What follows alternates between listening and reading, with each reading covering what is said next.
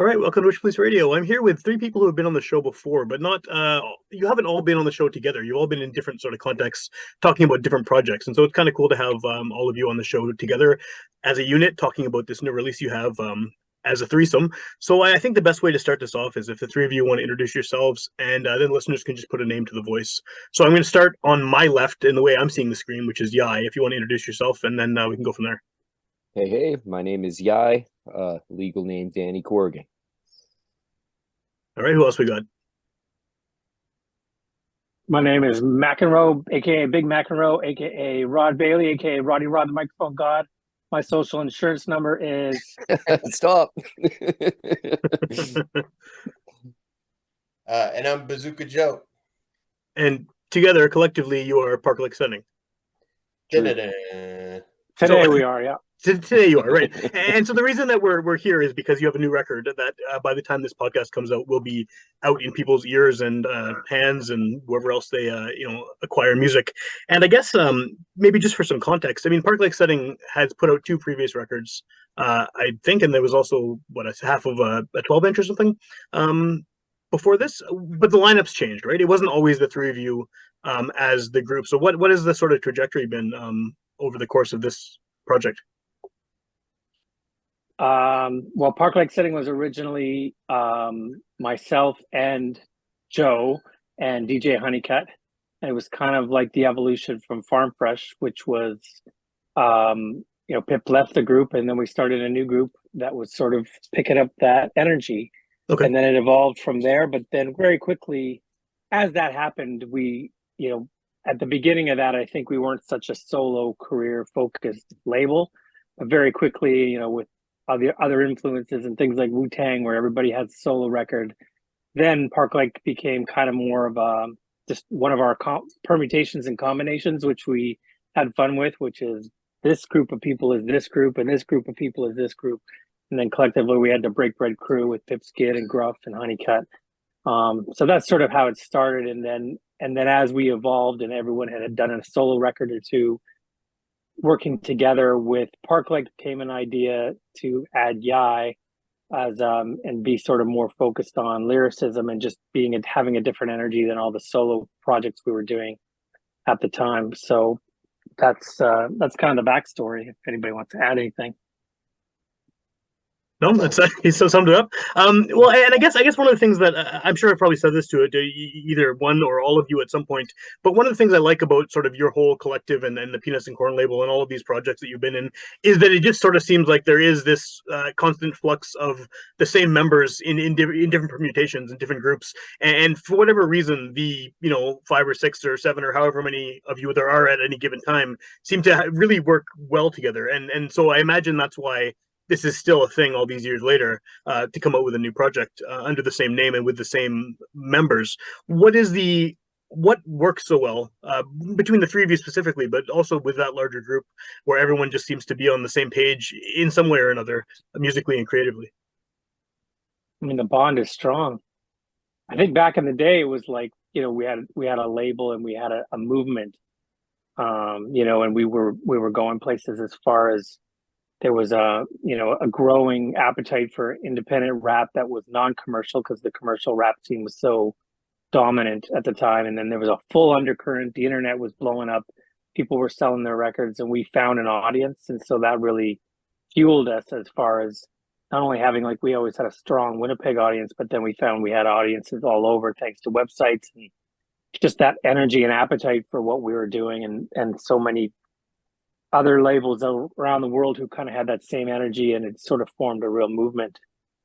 So I think that at that time, and then now it's the friendship bond. Like, these are my brothers, right? We've been through so much together over 20 plus years, been in the back of vans and all smelling like shit and fart, and we've just done it all. I'm sure you guys could add, but now it's pure friendship and love for the music and each other. Yeah, most definitely. I mean, I came up on PNC with the really early tapes and everything, but even before they officially brought me into the fold, me and Joe became real fast friends through Honeycut and our friend St. Louis, but and we're making music together, but it wasn't it wasn't even just about the music, you know, we became like, these are some of my closest friends type of thing. So I think that kind of cuts through the music and makes the bond pretty strong, you know? Yeah, yeah, for sure. I mean, it helps, right? Having that history with each other and that experience with each other, for sure. How did this particular project, this record, how did this come about? Because it's been a while, obviously, since the last time the three of you put out, an actual project, a full project together. Why now? I guess, like, what sort of sparked this? I can't remember. Do you guys remember? uh, I think Rod and I both released solo projects, and then it was what's next up? What's the next project we're gonna do? And yeah, I think somewhere late 2020, early 2021, the writing started in earnest. But it's just batter up, like we since kind of restarting the creative engine, at least for me, obviously for Rod, it never stops, and Danny's got side projects going on, and we've always got stuff going on. But as far as under the PNC guys, this is the next logical project, and not to make it sound like it's some sort of a procession or something like that, but it's how you get excited, right? You finish a solo project, the next one, it maybe isn't so personal, and I get to goof off with my homeboys and talk a bunch of shit on record, as opposed to delving deep into your personal abyss to pull out a solo album, and sometimes it's just like one of us writing to a dope beat, and it's just like, this sounds like it could use Joe on it. This sounds like it could use Rod on it. And we're just exchanging things, and it organically comes together where it's like, I think it's time. Let's make a PLS record happen, Cool. Well, with all these various side projects that you've all been involved with, and major projects, I guess they're not all side projects, but do you have to get into a different mindset knowing that this is going to be a park-like setting recording or a song you're working on? Is there do you get into a certain mode, when you're going to be recording with the three people that are in this group and on this kind of a release, or is it just the same as if you're doing anything else? Like, is there, I guess, a different piece of your brain that you, you devote to park-like setting versus, any one of your various other groups or projects?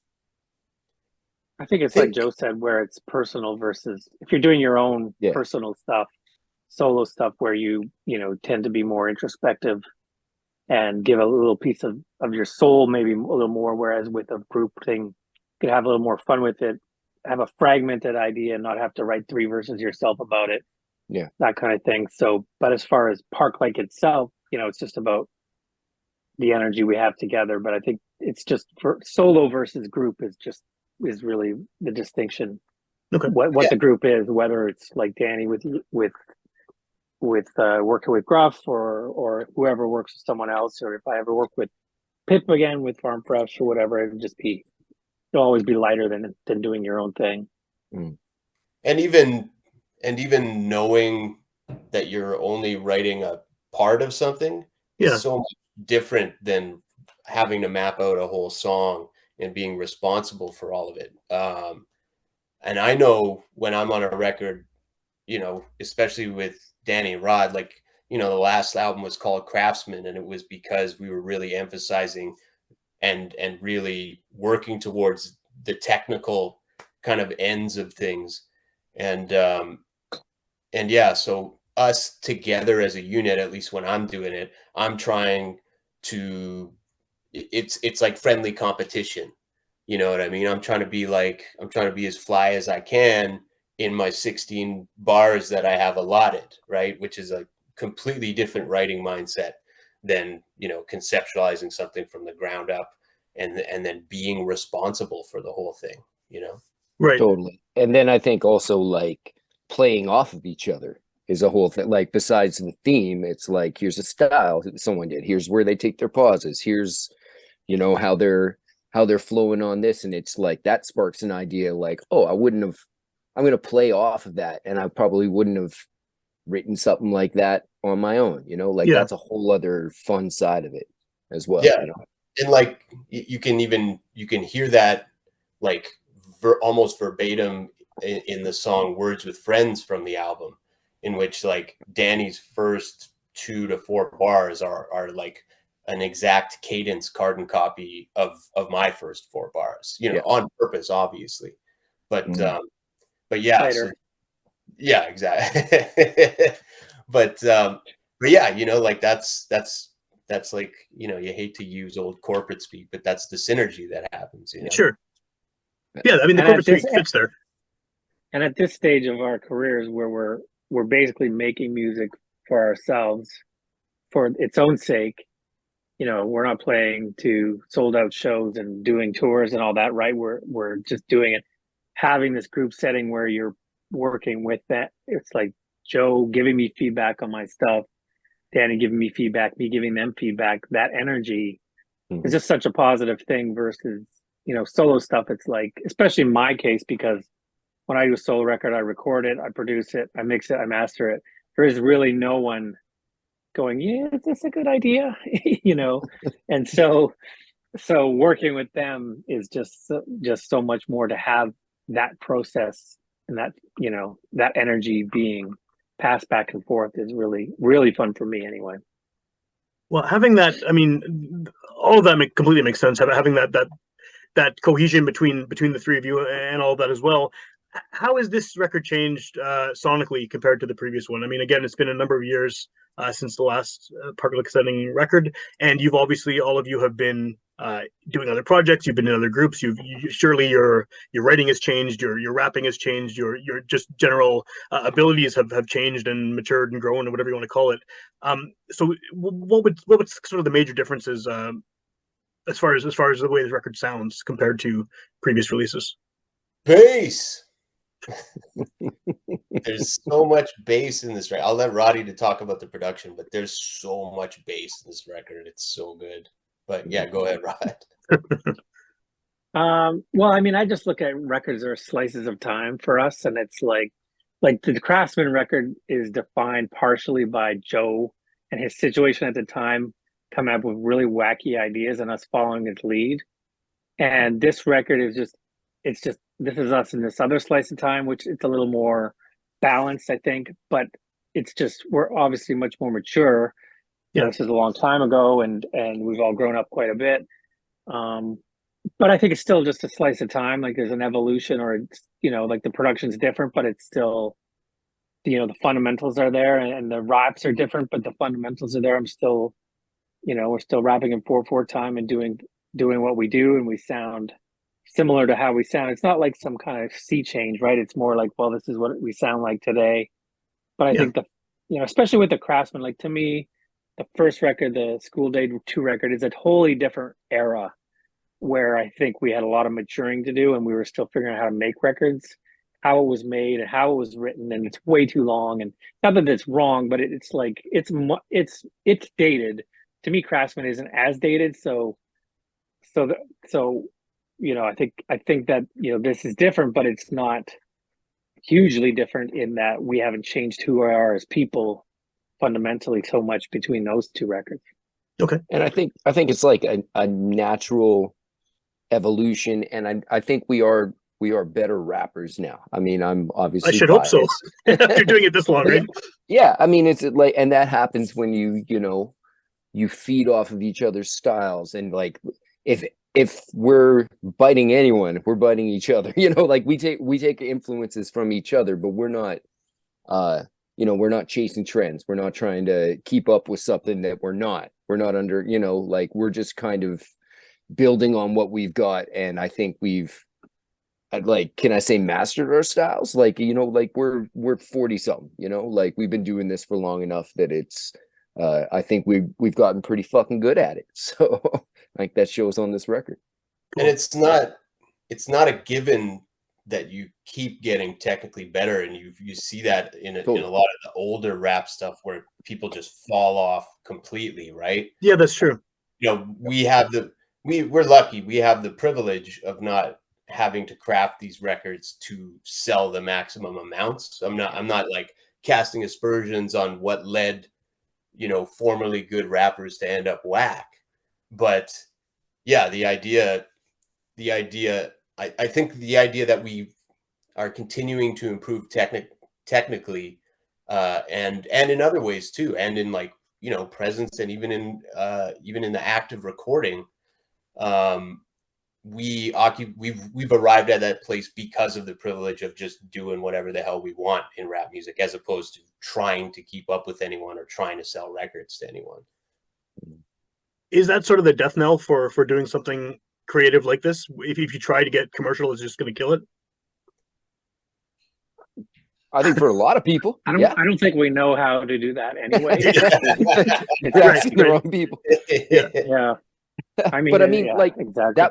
that was hip hop, you know, like in the late 80s, anyone who was rapping, you can count on one hand how many people were relevant by 1993, you know, Sure. like 1993, kind of the same thing, you know, like it evened out at a certain point, but now there's 50-year-olds that are actually still rapping their asses off and stuff, you know, like times have changed a little bit. So I think that's a piece of it as well, that just times have changed and stuff. But yeah, definitely we're in a different place than a lot of people would be.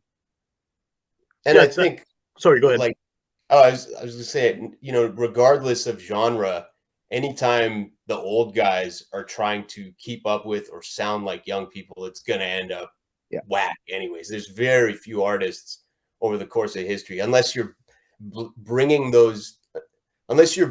young people in a very deliberate way, right? Like someone like Bowie later on is bringing in young people to help change what he's doing, right? Like in rap, especially back in the day, it was, this thing is moving and evolving so quickly that people get left in the dust, and then they try to switch their whole shit up to try to maintain some sort of relevance, and boom, that's it. You know, that's when you're lost, right? Yeah. And I think like we kind of had this weird vantage point being in Winnipeg, being removed from everything, being rappers in Winnipeg, being, you know, white people in music that wasn't created by white people and stuff, and being very critical of our place in it and stuff. Not trying to be things that we're not and stuff. All of this perfect stew that just kind of like, I mean, here we are for better or for worse, where, you know, where we're at, but I'm pretty happy with where we're at with as rappers and making music, and especially on this record right now. So, well, at the time we're talking here, I mean, the record will be out when people hear this podcast. It's not out yet, but you do have you have given some teasers, and, you know, giving people a bit of a taste of what's to come.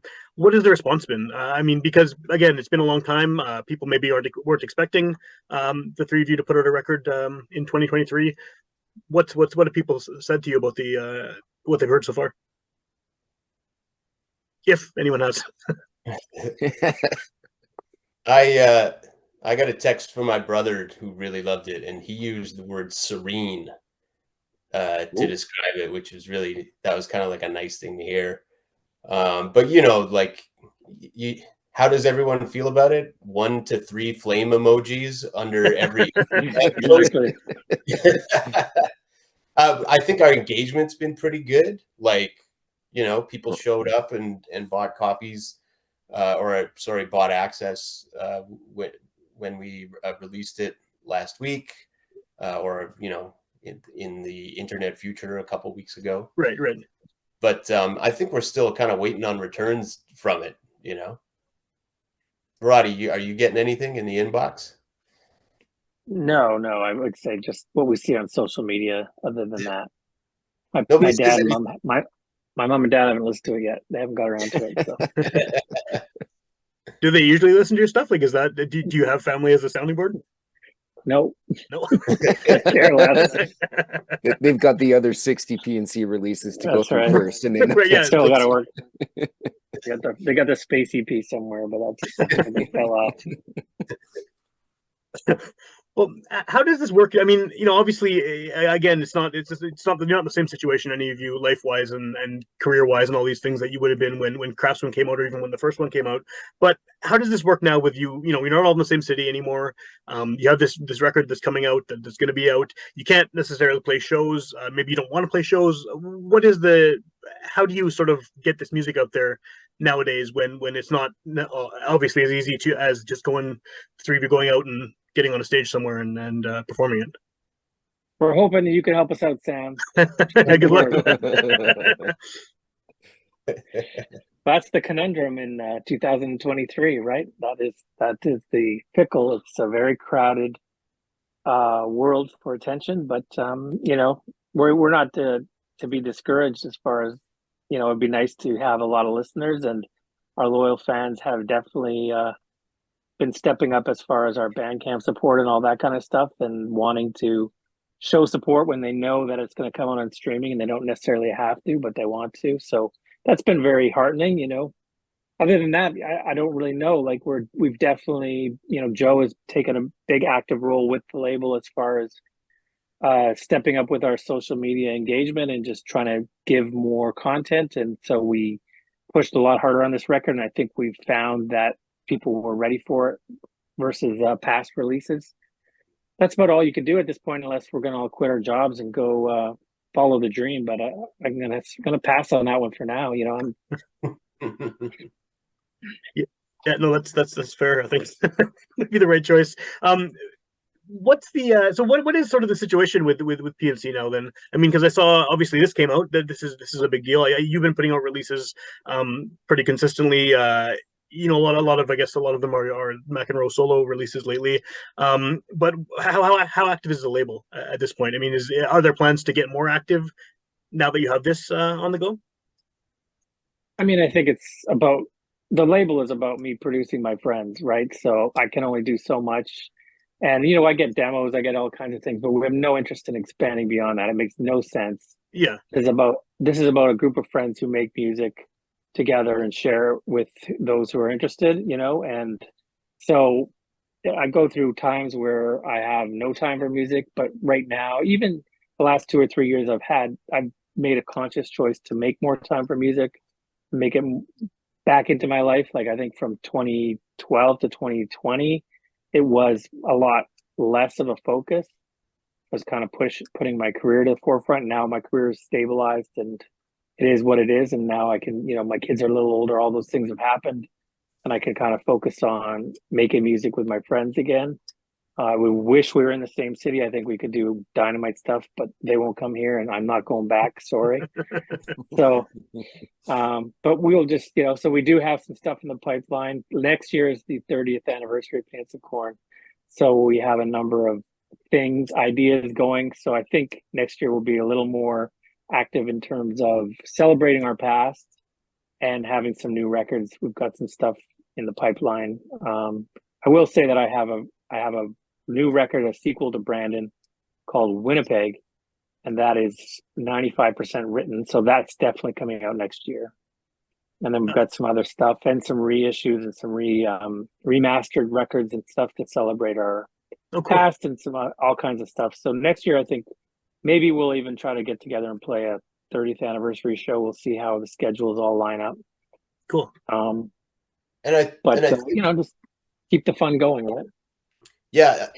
You know, the one thing I've noticed, you know, and this isn't like, you know, backed up by data or qualitative research, but it's people have been following us for 20 years, 25 years, and they like to hear about the old stuff. So, you know, we're gonna celebrate what we've done. I think it's worth celebrating. And on top of that, we're going to continue to release music. And I don't think, you know, I think those things work together, as opposed to searching for new ways to get over or anything like that. You know, like there's no illusions here, you know, like no. we're artists, who, and I think it's important to like, to talk about, like, we're artists who are working, right? Like a lot of people are kind of frou-frou about the thing. We work, you know, like we're craftsmen. We put the boots on, we get the writing, we kick the raps. That's what we do, you know, and so we all got stuff going on, you know. Danny's like doing his thing, and he's got kids. Roddy's got kids in his career. I'm in university of all things right now. juggling school along with this thing. So it's like, I think we give it as much as we can, and we're stoked to have any output at this point. And it's still fun. Like that's the biggest thing. Having that creative outlet and doing it with people who are so talented is still just personally so fun.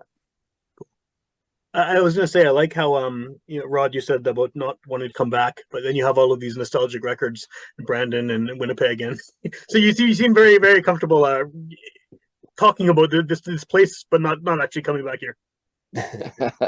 Oh, I love coming back. I just can't move back. Right. I wish I could. I'd love to. I'd love.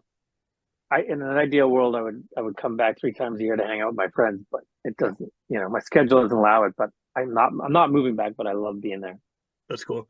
Where do people find this record? I mean, again, by the time this comes out, it'll be out there. What's the best way for someone to obtain either a physical copy or a digital copy of the new Park Lake setting? Well, the reality is that the best way to support us is on Bandcamp, peanutsandcorn.bandcamp.com, because you could get our whole record, or you could grab a song and throw us a couple bucks. That money goes directly into projects that we do, whether it's studio time or whatever we have to do to make this music. It's sort of just a self-perpetuating thing. Music is not free to make it, at least not if you want to make it with high quality. Yeah. So that's really the best way. But ultimately, people should make their own choices.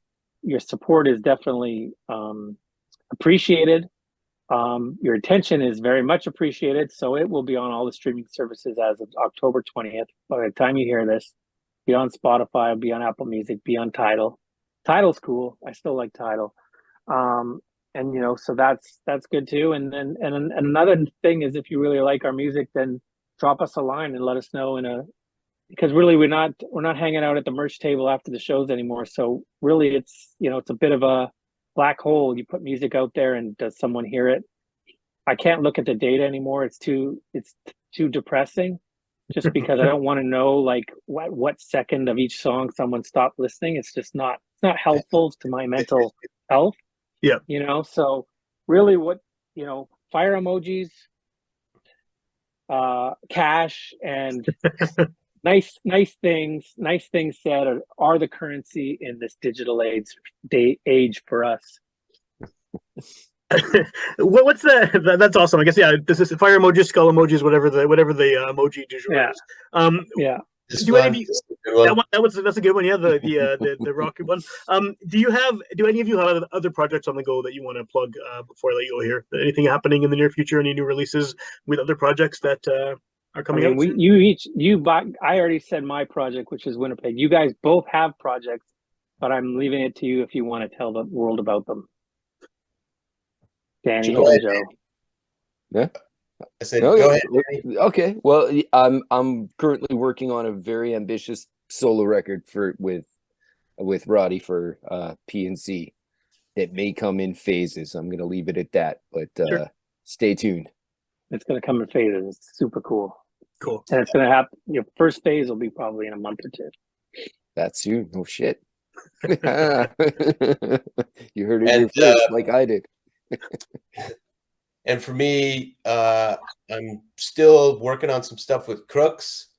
We'll see what a release looks like for that, but it's going to be something small, probably closer to an EP. We've got a couple songs in the can for that, but really the most exciting thing, and I'm totally open to talking about it, is I'm doing a sequel to Pinky's Laundromat.